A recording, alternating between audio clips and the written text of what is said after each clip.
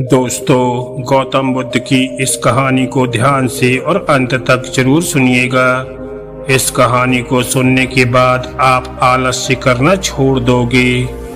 तो चलिए कहानी को शुरू करते हैं। एक समय की बात है, गौतम बुद्ध अपने ध्यान में बैठे हुए थे कि वहां पर एक आदमी आया। ये आदमी अपने आलसीपन से बहुत ज्यादा परेशान था। आलसी आदमी गौतम बुद्ध से बोला, हे महात्मन, मेरी मदद कीजिए, मैं अपने आलस्य से बहुत ज्यादा परेशान हूँ। आप ही कोई उपाय बताइए जिससे मैं आलसीपन से छुटकारा पा सकूं। गौतम बुद्ध ने उस व्यक्ति से कहा, पहले मुझे ये बताओ कि तुम्हें क्यों लगता है कि तुम आलसी हो। आलसी आदमी बोला, सिर्फ मुझे नहीं, मेरे परिवार वालों को भी और मेरे आसपास वालों को भी यही लगता है कि मैं आलसी हूँ। गौतम बुद्ध ने फिर उस व्यक्ति से पूछा, क्या तुम जानते हो कि आलस्य होता क्या है? आलसी व्यक्ति बोला, नहीं, मैं नहीं जानता, किंतु मैं इतना जरूर जानता हूँ कि आलस्य बहुत बुरी चीज है। इसकी वजह से मुझे बहुत नुकसान हुआ है जीवन में।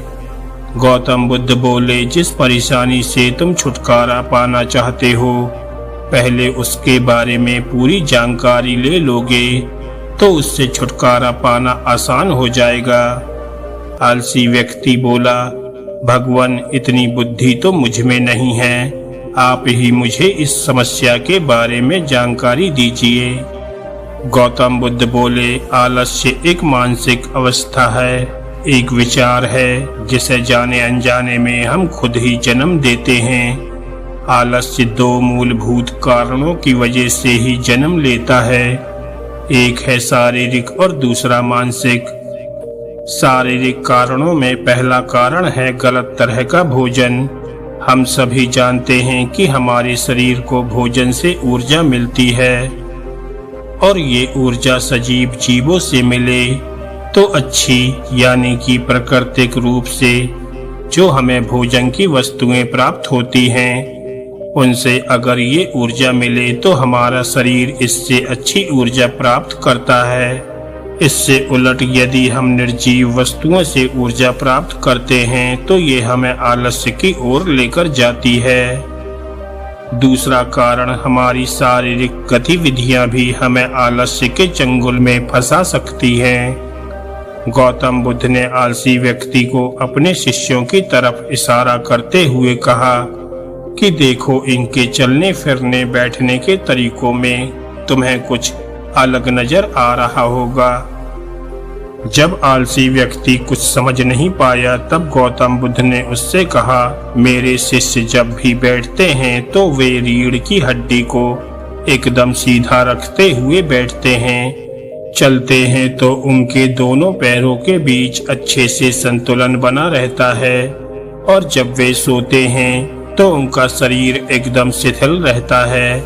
ऐसा करने से उन्हें रात्रि में एकदम सही तरीके से नींद आती है। आलसी व्यक्ति बोला, लेकिन नींद तो आलस्य का ही एक स्वरूप है। बुद्ध बोले, हाँ, अगर उसे ज्यादा मात्रा में लिया जाए तो। बुद्ध ने इस बात को आगे बढ़ाते हुए कहा, नींद कम मात्रा में लोगे तो तुम्हें अगले दिन थकान महसूस होगी और ऐसा करने से ज्यादा आलस्य शरीर में आएगा। नींद ज्यादा लोगे तब भी यही परिणाम होगा।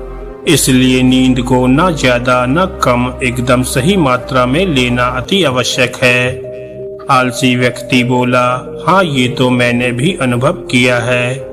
बुद्ध बोले, अब मानसिक कारणों के बारे में जान लो। मानसिक कारणों में से सबसे पहले हमारी पुरानी गलत धारणाएं होती हैं।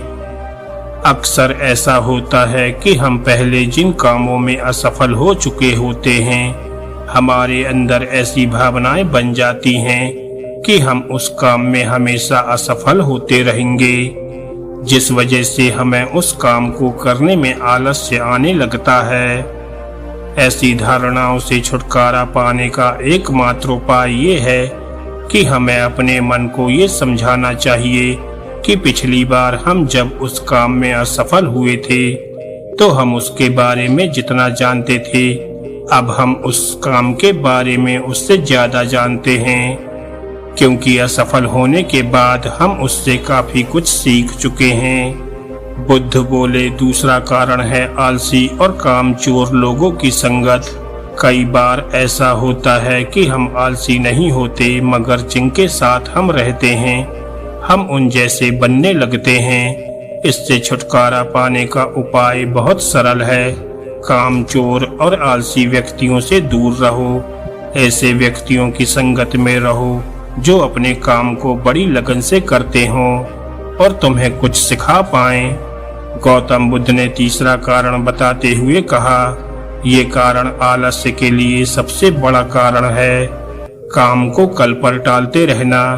ये कारण इतना शक्तिशाली है कि किसी भी व्यक्ति को बर्बाद कर सकता है। इससे बचने का सबसे आसान उपाय ये है कि जो काम जितनी जल्दी संभव हो उतनी जल्दी कर दिया जाना चाहिए। गौतम बुद्ध ने आलसी व्यक्ति से एक सवाल पूछा, मान लो तुम किसी रेगिस्तान में फंस गए हो और तुम्हें प्यास लगी है, तो तुम क्या करोगे?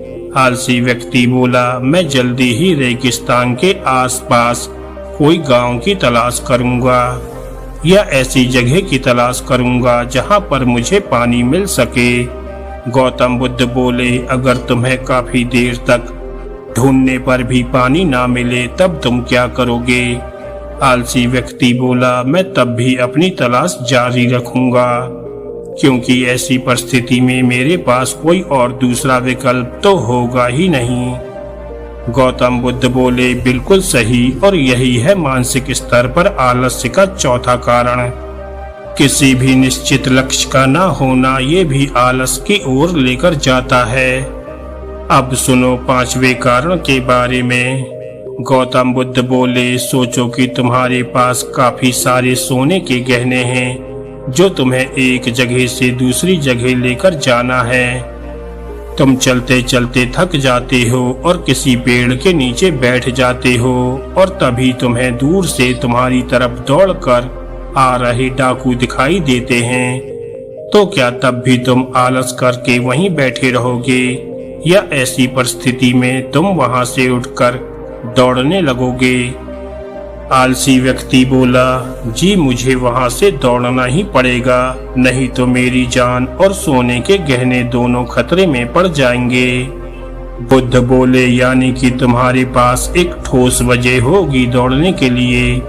यही आलस्य का पांचवा कारण है कि किसी भी काम के लिए ठोस वजह का ना होना। आलसी व्यक्ति महात्मा बुद्ध की बातों से संतुष्ट हो गया और वह बोला, हे बुद्ध, मैं अब आलस्य के बारे में सब जान चुका हूँ और अब मैं इन सभी कारणों पर काम करूँगा और अपने आलस्य को दूर भगा दूंगा। दोस्तों, हम उम्मीद करते हैं कि गौतम बुद्ध की ये कहानी आपको जरूर पसंद आई होगी और ऐसी ही ज्ञानवर्धक और मोटिवेशनल कहानियाँ सुनने के लिए हमारे चैनल को सब्सक्राइब करना ना भूलें। धन्यवाद दोस्तों।